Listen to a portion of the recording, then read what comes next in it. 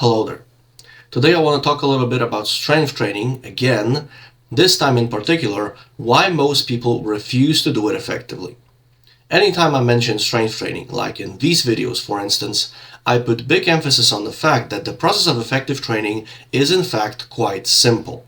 I don't say it's easy, but it's definitely not complicated. Anybody is capable of understanding the basic principles of training and following them for really decent results. And yet, the vast majority of people going to the gym still won't do it. They choose to do overly complicated, fancy and gimmicky workouts like functional exercises, body part splits, instead of just doing simple, effective training in the form of linear progression. So today I want to talk about why I think that is. What is it that makes people perceive more complex training methods as better? And I think it boils down to two main problems, if you can call it that, with basic linear progression. It's that it's hard and, in a way, boring. And let's discuss boring first. In the process of proper, effective strength training, you use just few basic exercises. You basically do them every time you train, and for a long time, the only variable is the weight on the bar. The structure of a training session doesn't change much. So it basically means that you do the same thing every time, just a little bit heavier. And this may turn out boring, especially when you put it against training programs people usually do, where they use large variety of exercises, they change them regularly, they keep doing new and different stuff. This is a big part of the reason why CrossFit has gotten to be so popular, because with CrossFit you're always doing something different, something new, and that keeps exercising interesting and fun. And even with body part splits, at least you're doing something different each time. You get to do 10 different exercises for body part, which allows you to experience the satisfying feeling of pump and soreness, giving you a sense of accomplishment. But it doesn't make you stronger. Just because something is fun to do, or interesting, or complex, doesn't mean it is effective. A lot of people have this innate idea that if something is complex, it has to be correct. But when it comes to strength training especially, nothing is further from the truth. With the vast majority of the so-called fitness experts, it simply turns into complicate to validate. And it sells because it's interesting and appealing.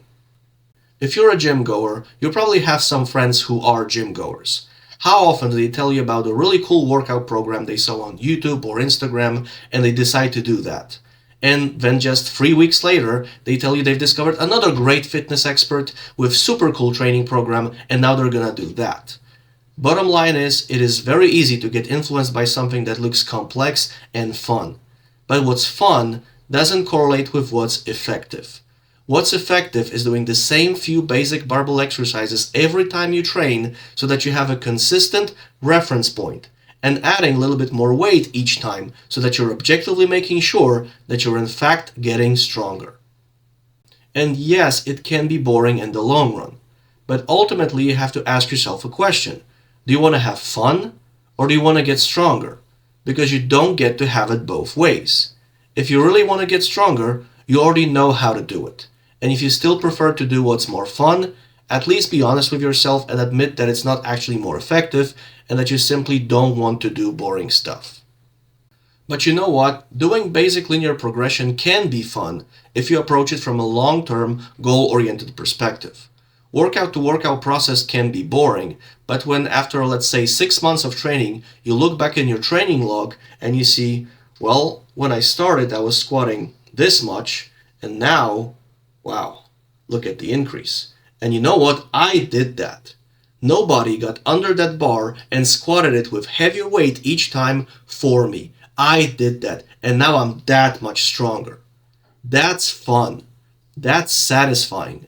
But it requires long-term consistency and not jumping into different training program anytime you discover something new and cool. And that also brings me to the second problem with basic linear progression. It is hard. Doing big barbell exercises like the squat, deadlift, press, bench press with objectively heavy weight for a limit set of 5 reps is genuinely hard. And not in the same way as doing 3 sets of 10 on a machine exercise or running long distances. Whether you like it or not, running 10K isn't hard. It may certainly be difficult, require a lot of training and preparation, and overcoming physical discomfort. But once you're actually capable of doing it, it's not hard. Each consecutive step isn't a significant effort, and it's not difficult to do. Doing lightweight for high reps, like 3 sets of 12 for example, isn't hard either. It's unpleasant, and you have to exert some force, and you get tired, but with such light weight, you're not really limited by your capacity for force production. It's not hard.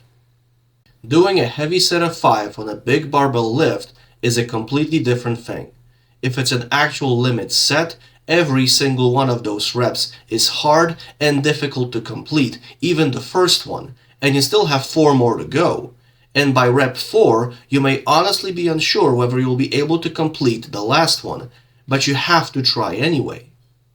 If you've done this, and have also done lightweight, high reps body part splits, or have run long distances, and are willing to be honest with yourself, you know exactly what I'm talking about.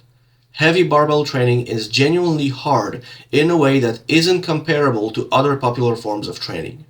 That is mostly because you're using a very large amount of your total muscle mass, including the biggest muscle groups, at the same time, to overcome the big resistance in the form of objectively heavy weight, while standing on your feet, so you're also dealing with balance problem. And if you have to do it a few times a week for months and months, at some point you'd really prefer to do something else, something easier. And again, you may become susceptible to forms of training that are more interesting and at the same time less hard. Here's a scenario. You're about to do a heavy set of 5 squats. You unrack the bar, walk it out, and it's already feeling heavy on your back. But you take a big breath, go down, stand back up, and it's heavy. You do the second, third, and fourth rep, and each one of those is hard. And after rep 4, you're standing there, not sure if you can do the last one, but you're trying anyway. You take a big breath, go down, start standing back up, and it's really slow and heavy, but you got it. You rack the bar, standing there, breathing heavily, and on one hand, you're really proud of yourself that you completed the set, but at the same time, you're already thinking that it was so hard, but next time, in let's say 3 days, you have to do it again with even more weight. Well, that gives you 3 days to try to think of an excuse to maybe do something else instead, like hypertrophy or some functional training, because you know how hard it's going to be, and deep down you just don't want to do it. Here, again, you have to ask yourself a question. Do you want to be stronger or not?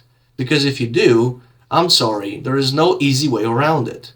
You may choose to do lots of high reps for different body parts to get pump, or do functional training to strengthen your core or whatever, and pretend like it accomplishes something, but it's not gonna get you very far.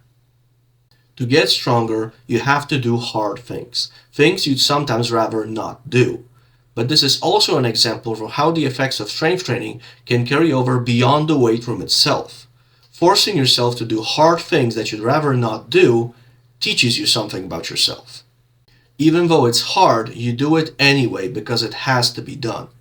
And when you're not sure if you can actually do it, like that final rep of the set, you try anyway. This is the aspect of training that affects more than just your physical strength, but your mindset as well. You learn to do hard things that need to be done, irregardless of how you feel. And that is a very useful skill to have, not just in the weight room, but in life. At the end of the day, just be honest with yourself. You've probably seen people who have been doing something other than barbell training with linear progression for some time now. Perhaps you're one of them. Ask yourself, are you genuinely satisfied with the results? How much stronger are you objectively? How much more weight are you lifting? How much muscular body weight have you gained? Have you actually noticeably improved? Or are you roughly in the same shape as you were a year ago? If so, do you think you'd still be in the same shape had you spent that last year getting your squat up from 200 pounds to 400 by just squatting 5 more pounds every time you trained? I think everybody knows the answer very well, we just have to admit it. My goal here isn't to criticize anybody for training or not training a certain way. Whatever you decide to do in the gym, just make sure you're doing it for the right reasons and that you're being honest with yourself. Maybe this video will serve as a needed reality check for some, or help you reinforce your belief in your training system. And above all, as always, stay strong, and until next time.